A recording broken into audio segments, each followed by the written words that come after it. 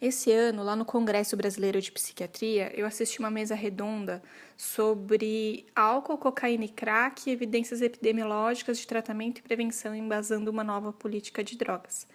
E a palestra ministrada pela coordenadora da mesa, a professora Maria da Graça, lá da Unifesp, falou um pouquinho sobre os programas de prevenção, principalmente sobre os programas de prevenção feitos em escolas. Ela contou que esses tipos de programas, tanto de prevenção, tanto em escola, como na comunidade, como na família, demonstram evidências de efetividade nas pesquisas acadêmicas, mas que nem todos os programas são custo-efetivos. Então, que é importante a gente entender, através das pesquisas, o que realmente funciona, né? E é importante a gente fazer essa prevenção na escola, porque o consumo de drogas se inicia em geral na adolescência, né? Até os dados do Lenad aqui no Brasil, que foi uma super pesquisa que investigou com uma população brasileira, né, como que é o consumo de álcool, tabaco e outras drogas, e que investigou também o consumo entre adolescentes, verificou que o consumo de todas as drogas lícitas e ilícitas tendem a começar antes dos 18 anos, né? E principalmente as lícitas bem cedo na vida dos jovens. Ou seja, a prevenção tem que acontecer realmente na idade escolar.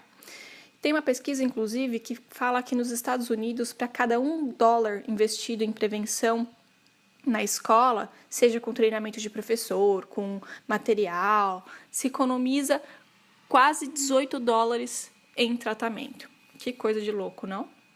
Realmente uma política bem pensada pode trazer muitos benefícios para a sociedade como um todo. Mas por que a gente tem que pensar direitinho nesses programas? Porque tem programa que, além de não funcionar, podem inclusive ter um efeito contrário. Por exemplo, tem programas que abordam as substâncias de uma forma que pode causar, na verdade, expectativas mais positivas ainda sobre o uso de substâncias. Tem também programas que diminuem a autoeficácia para evitar o uso de drogas entre os jovens. Os jovens não se sentem confiantes e capazes de evitar o uso de drogas. Ou então tem programas que podem até aumentar a oferta de drogas no contexto da escola. Ou tem programas que aumentam a probabilidade do uso de cigarros, de álcool e drogas. Mas isso não deve nos desanimar. Na verdade, existem vários tipos de programas que têm um bom índice de efetividade na redução do uso de substâncias entre jovens. Por exemplo, programas nas escolas que estimulam bons comportamentos ou que estimulam o desenvolvimento de habilidades sociais, ou então programas que envolvem a família ou a comunidade, né, mesmo que dentro do contexto escolar, mas que envolvem um aumento do vínculo, né, e das relações em família.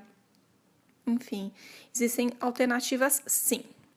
Isso, gente, claro, sempre associando com políticas públicas eficazes, como, por exemplo, a idade para compra de substâncias como álcool e tabaco, proibição de propagandas, entre outras, que protegem as nossas crianças. E o que já se verificou que realmente não funciona? Que realmente ou não funciona ou que vai ser pior do que não fazer nada, né?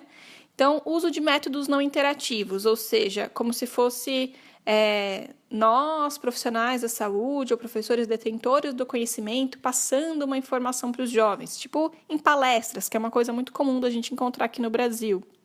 Ou seja, sem uma estratégia de como aplicar aquilo que foi falado na palestra. Isso é péssimo. Falar informações despertando um medo, fazer aquele terrorismo que muita gente gosta, né? Por exemplo, tem muito programa que levam policiais ou levam dependentes químicos em recuperação que contam histórias tenebrosas e mostram imagens chocantes. Então, esse é o tipo de coisa que realmente já foi mostrado pela ciência que não funciona, tá?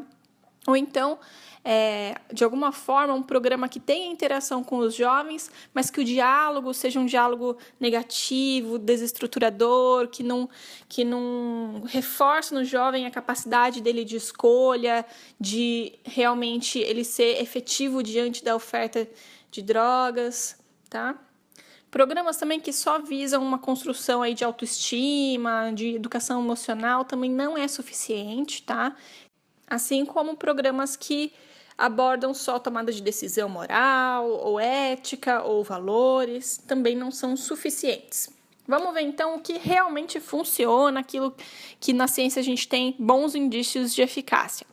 Primeiro são métodos interativos. Os alunos têm que participar desse processo, eles são agentes de transformação, eles estão ali entre pares e podem desenvolver algo que realmente respeita a cultura e a linguagem deles.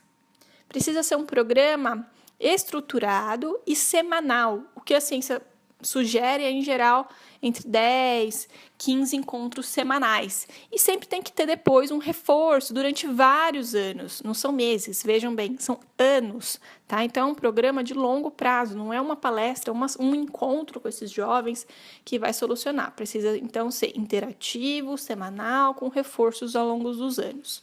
Também tem que ser implementado por pessoas bem treinadas. Então não adianta ser uma pessoa, por exemplo, da polícia, principalmente se não for uma pessoa bem treinada. Então, de preferência, pessoas que sejam especialistas na questão da dependência química, que entendam o universo do jovem, ou da criança, né, ou do adolescente. Desmistificar com o jovem a questão da expectativa sobre o uso de drogas, né? A gente desmistificar conceitos realmente errôneos sobre como que é esse consumo e essas expectativas positivas em relação a esse consumo e, ao mesmo tempo, mudar as percepções de risco da substância, né? Enfatizar que existem, sim, consequências que são imediatas e que são relevantes para os jovens, né? Porque, atualmente, os programas eles tendem a falar das consequências tardias, principalmente consequências biológicas, né, como câncer, hipertensão e tralalá, que são coisas que para o jovem não faz o menor sentido. A gente precisa pensar em como trazer essa percepção das consequências imediatas do uso de substâncias, como, por exemplo, o isolamento social, por exemplo, o risco de algum tipo de violência, entre outras que possam fazer sentido para aquele grupo de jovens. E também desenvolver com esses jovens várias habilidades sociais que vão permitir ter um bom desempenho nas várias áreas da vida deles. Então, desde como lidar com frustrações, como tomar melhores decisões, como ser resiliente, entre outros tipos de habilidades, ok? Espero ter contribuído com vocês. Para você que está pensando em algum programa para a escola, essas são boas orientações para vocês terem em mente na hora de construir esse projeto. Um forte abraço!